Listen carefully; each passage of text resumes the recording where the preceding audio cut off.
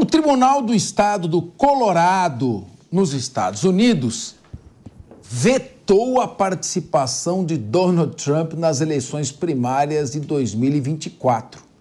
Veja os detalhes da reportagem de Cacá Martins. Roda o VT. A Suprema Corte do Colorado decidiu por 4-3 que Donald Trump não pode concorrer à presidência dos Estados Unidos em 2024.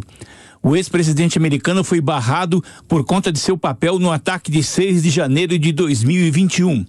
O tribunal concluiu que Trump se envolveu e discursou, incitando seus apoiadores a invadirem o Capitólio em Washington.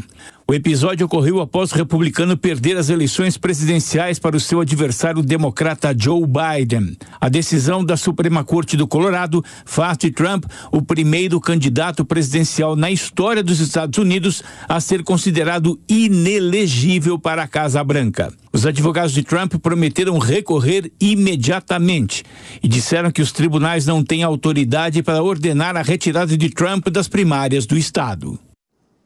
Começou o tapetão da esquerda norte-americana. O Joe Biden está despencando na sua aprovação.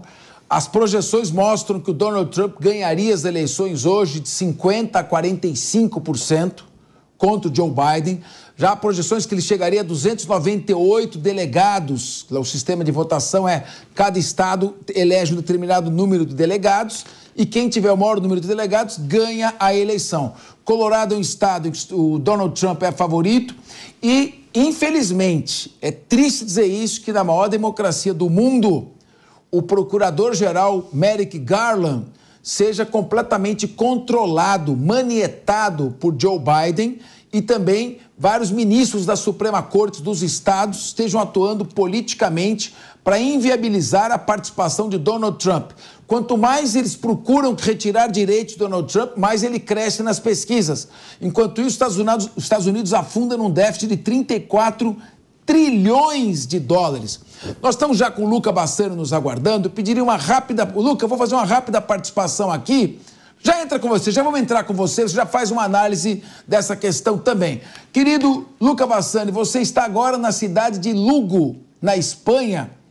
Muito boa noite, Luca. Depois você conta para nós onde você está. Que bonito esse lugar, rapaz. Olha, depois você conta para a gente. Mas primeiro vamos entrar com essa aqui. Os líderes do Senado dos Estados Unidos disseram que o país não vai aprovar um novo pacote de ajuda para a Ucrânia no conflito contra a Rússia. Eu quero saber o que isso significa para Zelensky. Então já vou voltar com você direto, Luca. Então já aproveita, nós íamos iniciar o debate sobre essa questão do Donald Trump. Faz uma análise das eleições nos Estados Unidos. Projeções apontam Trump com 298 delegados contra 234 delegados Joe Biden, 49% contra 45%, mas o Trump enfrentando um desafio cada vez maior nos estados, porque parece que as cortes estaduais estão agindo como diretórios políticos do Partido Democrata. Como é que vai ficar essa questão antes da gente falar do coitado do Zelensky que está sendo abandonado? Vamos falar primeiro das eleições americanas. Pois é, Capês, boa tarde a você, a todos que nos acompanham. Nós vemos que essa judicialização da campanha eleitoral americana, ela tem fortalecido muito o candidato republicano, Donald Trump, que, como você bem disse,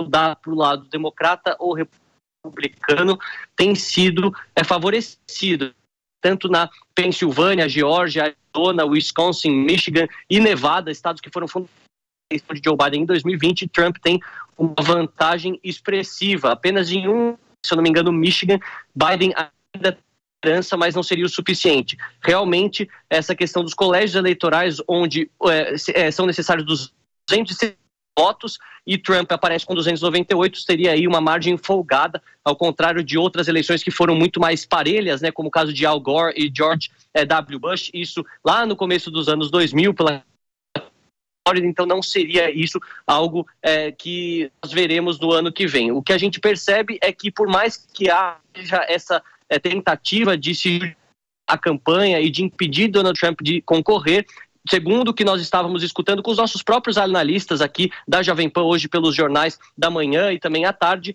a gente vê que essa é uma decisão do escopo federal, então pouco importa os estados decidirem que Trump está inelegível, tudo depende da decisão da Suprema Corte, dos juízes que lá estão, e que muito provavelmente nada aconteça, porque nos Estados Unidos a lei é muito diferente para tornar uma pessoa inelegível, até mesmo presos convictos, pessoas que tiveram crimes muito graves revelados pelas investigações, puderam continuar concorrendo em cargos de menor importância, que é a presidência da República, mas de qualquer maneira tiveram seus direitos políticos ainda garantidos. Então, muitos acreditam que seja apenas uma tentativa de retirar Donald Trump, mas no fundo, em novembro de 2024, nós teremos uma reedição das eleições de 2020. Naquela ocasião, Biden ganhou no colégio eleitoral e no voto popular, e agora tudo indica que Trump poderá levar nos dois também, tanto no voto popular quanto no colégio eleitoral, com uma margem aí de quase 60 cadeiras do colégio eleitoral, que é uma margem significativa se considerarmos como ele perdeu na eleição passada. Colocou muito bem, o Linha de Frente, desde o ano passado, já vinha alertando para o desastre que é essa aventura da OTAN na Ucrânia. Consumiu uma enormidade de dinheiro público dos Estados Unidos. Nós vamos falar isso daqui a pouco, ainda nós estamos falando da eleição. O comandante Robson Farnazzo quer fazer uma pergunta sobre essa questão da eleição do Trump com Biden. E eu pediria a você que fosse mais sintético, porque nós vamos girar muitas perguntas aqui para você. Comandante Robson Farnazzo. Claro. Boa tarde, Lucas. Sempre um prazer falar contigo. Lucas, eu queria saber o seguinte. Você sabe que a posição do Trump quanto à Europa é uma posição bastante, para dizer o mínimo, interessante, né? O Trump já falou várias vezes aí, ele cobrou que os países europeus não contribuíam adequadamente para a OTAN, ele reclamava dos gastos americanos, etc. E a gente sabe, por outro lado, que o Trump é que nem um tigre na jaula, né? Se abrir, 300 quilos de ferocidade saem aí e devoram os oponentes. Ou seja, se a eleição for limpa nos Estados Unidos, a chance do Trump ganhar é muito grande. Como é que os europeus estão vendo a possibilidade de Donald Trump voltar agora ao poder em 2024? Olha, é sempre muito bom falar com você aqui também no Linha de Frente. Um ponto interessante, que a principal crítica do presidente Donald Trump era que os países que pertencem à OTAN, os países europeus, no caso tirando os Estados Unidos e Canadá, não contribuíam com a sua porcentagem devida para o bloco, para a maior aliança militar do mundo. Consequentemente, com a entrada de Joe Biden, essa relação melhorou, os Estados Unidos tomaram a rédea da OTAN, assim como sempre tiveram desde 1949 com a criação do bloco, mas a guerra da Ucrânia acabou fazendo com que muitos países fossem obrigados a investir mais na sua questão de defesa, no seu exército, comprando equipamentos novos, até recrutando mais soldados, mais homens, ao contrário de uma tendência que nós víamos durante os últimos 30, 40 anos. Então, acabou sendo que as críticas de Trump, por conta da guerra da Ucrânia, foram atendidas no ponto de vista prático, já que a própria Alemanha está investindo cerca de 100 bilhões anuais agora no exército alemão. Da mesma maneira, vemos que a Polônia já deixou cerca de 3 a 5% do seu PIB, que é um PIB de cerca de $1 trilhão, para também o exército. Os países bálticos, mais de 10%.